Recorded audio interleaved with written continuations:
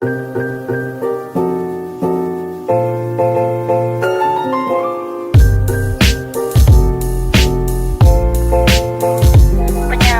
perampok, atau perompak adalah istilah yang digunakan untuk pengertian mengambil harta orang lain dengan menggunakan cara kekerasan atau mengancam pemilik harta dengan senjata, dan terkadang disertai dengan pembunuhan.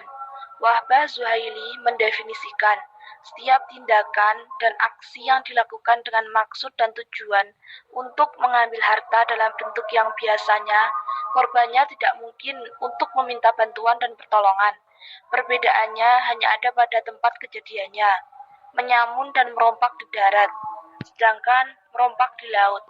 Dalam kajian fikih, praktik menyamun, merampok, dan atau merompak masuk dalam pembahasan hirabah atau qat'ut thoriq, penghadangan di jalan. Elemen-elemen perampok, penyamun, dan perompak. Elemen-elemen yang mendukung hal itu dikatakan perampok, penyamun, dan perompak adalah melakukan penyerangan dan penghadangan terhadap orang yang lewat di jalan untuk mengambil dan merampas hartanya dengan cara-cara kekerasan dan paksaan dalam bentuk yang menyebabkan korban terhalang jalannya dan tidak bisa meneruskan perjalanannya. Baik apakah itu dilakukan oleh sekelompok orang atau hanya oleh satu orang saja. Apakah penyerangan dan penghadangan itu dilakukan dengan menggunakan senjata tajam atau yang lainnya berupa tongkat batu, balok kayu, dan sebagainya. Hukum perampok, penyamun, dan perompak.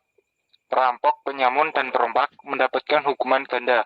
Ia dikenai had dan ancaman hukuman akhirat yang berupa azab dahsyat. Allah berfirman dalam surat Al-Maidah ayat 5 ayat 33 yang artinya, dan di akhirat mereka para penyamun mendapat azab yang besar. Had perampok, penyamun, dan perompak berupa potong tangan dan kaki secara menyilang, disalib, dibunuh, dan diasingkan dari tempat kediamannya.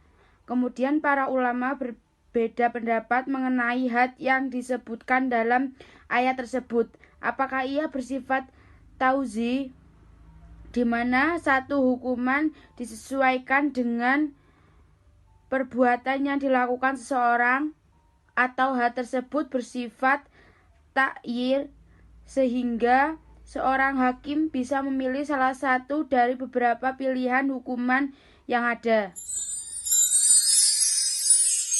Simpulan akhir pendapat mayoritas ulama terkait had yang ditetapkan untuk perampok, penyamun, dan perompok yaitu A.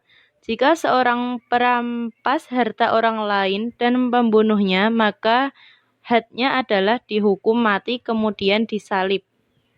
B. Jika seseorang tidak sempat merampas harta orang lain, akan tetapi ia membunuhnya, maka hadnya adalah dihukum mati. C. Jika seseorang merampas harta orang lain dan tidak membunuhnya, maka hadnya adalah dihukum potong tangan dan kaki secara menyilang. D.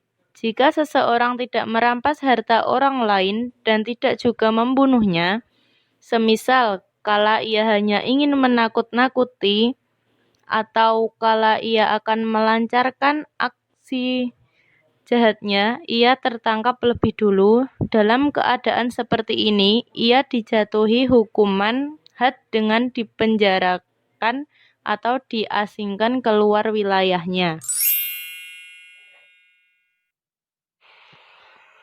Perampok, penyamun, dan perompak yang taubat.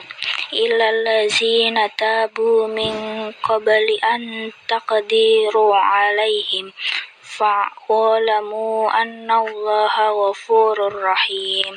Kecuali orang-orang yang taubat di antara mereka sebelum kamu dapat menguasai menangkap mereka, maka ketahuilah bahwasannya Allah Maha Pengampun lagi Maha Penyayang.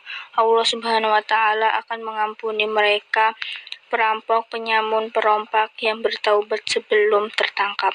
Ayat ini menunjukkan bahwa hati yang merupakan hak Allah dapat gugur jika yang bersangkutan bertaubat sebelum tertangkap.